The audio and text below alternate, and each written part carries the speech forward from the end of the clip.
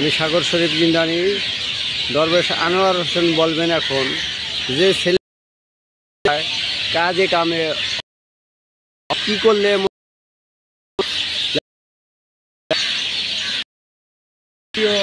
দেশবাসী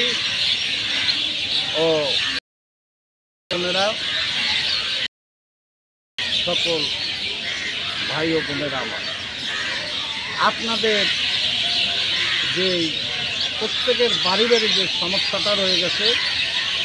সেই সমস্যাটা হলো যাদের বাচ্চা কাচ্চা আছে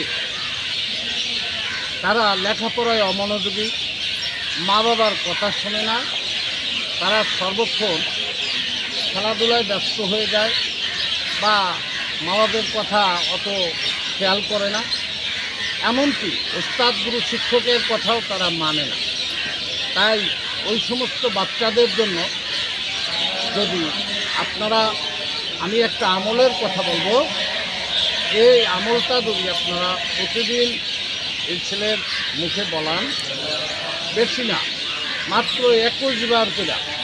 ওই ছেলেবেলে প্রত্যেক ক্লাসে পরীক্ষায় ফার্স্ট হবে এবং মেধাশক্তি বেড়ে যাবে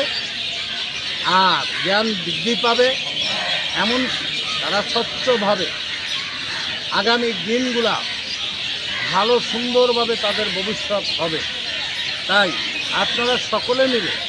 আমার এই কথাগুলো একটু খেয়াল দিয়ে শুনবেন। কথাগুলি হলো,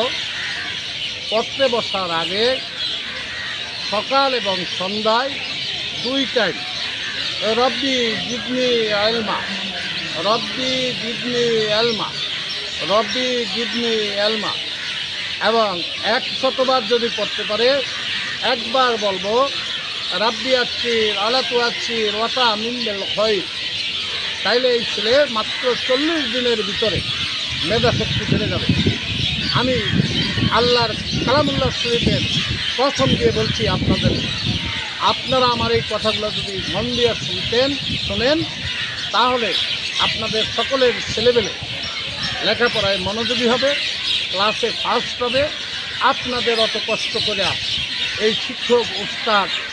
ছাড় দিয়া লেখাপড়া করানো লাগবে না, নিজে নিজেই মেধাশক্তি বেড়ে যাবে। তাই কথাগুলি আরেকবার বলছি, সকাল এবং সন্ধ্যা 2 টাইম রব্বি জিদনি ইলমা, রব্বি জিদনি ইলমা 100 বার পড়বে, একবার পড়বে রাব্বি আচ্ছির ওয়ালাতু আচ্ছির ওয়াতা মিনবেল খৈর। যদি এই আমলটা আপনারা সকাল সন্ধ্যা করতে পারেন, 40 দিন আমি গ্যারান্টি